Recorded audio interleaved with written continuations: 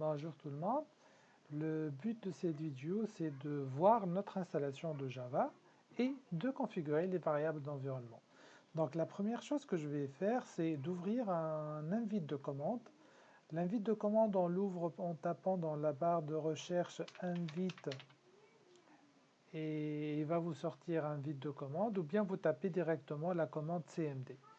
Donc, en cliquant sur invite de commande, vous allez avoir votre invite de commande qui est là. C'est un écran tout noir qui contient juste le chemin actuel qui, dans mon cas, c'est .user Hamdi. Donc là, vous allez avoir votre nom, le nom du compte sur lequel vous êtes en train de travailler dans Windows.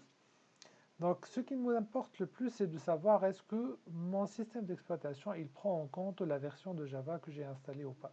Donc, pour savoir, on va lui demander quelle est la version de Java que vous êtes en train d'utiliser.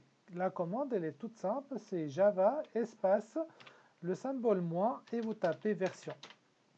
Donc, la commande, c'est Java moins version. Java moins version. En cliquant dessus, il va vous dire quoi? Ah, j'ai pas reconnu la commande Java que tu as mise. Ça veut dire quoi? Ça veut dire que mon Java, il n'est pas bien configuré. Pour rendre cette commande fonctionnelle, il suffit juste de configurer la variable d'environnement. Donc, pour configurer les variables d'environnement, c'est tout simple. Vous allez dans vous allez dans la barre de recherche et vous tapez variable, comme d'habitude, variable, et il va vous sortir. La première chose, c'est modifier les variables d'environnement système. Donc, vous cliquez dessus. Ça, c'est les propriétés système, et vous allez avoir plusieurs onglets en haut, mais ce qui m'intéresse, c'est l'onglet qui s'appelle paramètres système avancé, et vous allez avoir dedans le bouton qui s'appelle variable d'environnement. Donc, on clique dessus. Nous allons avoir des variables d'environnement utilisateur et des variables d'environnement système. On va s'intéresser aux variables d'environnement système et on va modifier la variable qui s'appelle path. Donc, comment on modifie? C'est en cliquant dessus deux fois et vous avez une liste de variables d'environnement qui sont déjà toutes prêtes. On va rajouter une nouvelle en cliquant sur Nouveau. Et il va vous demander quoi? Il va vous demander le chemin de votre JDK. Donc, pour connaître le chemin de mon JDK, je vais ouvrir l'explorateur et je vais aller dans le C de point, mon disque local C. Je vais aller dans le répertoire où j'ai installé mon JDK. Si vous vous rappelez, ça va être le répertoire programme, voilà, fichier de programme, et le répertoire dans lequel j'ai installé, il s'intitule Java. Donc la version que j'ai installée, la dernière version que j'ai installée dans la première vidéo qu'on a faite, c'est la version 14. Et là, vous avez votre répertoire d'installation.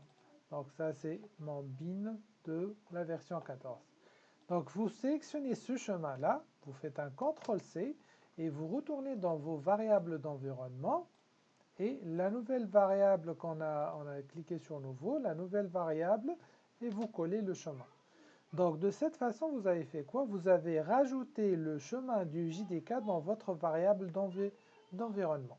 On clique sur OK, on clique encore une fois sur OK, on clique encore une fois pour confirmer et tout est beau. Il faut ensuite fermer votre invite de commande et le relancer de nouveau.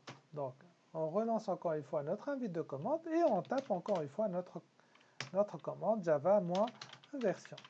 On clique sur Entrée et là, il me dit voilà, je suis capable de reconnaître la version Java que vous utilisez. C'est la version 14.0.2 et la date c'est 14 juillet 2020. Voilà, donc cette vidéo vous a permis de bien configurer votre variable d'environnement, de configurer la variable d'environnement pour que votre invite de commande puisse reconnaître la version de Java que vous allez utiliser. Je vous remercie de votre attention et on se voit dans la vidéo prochaine.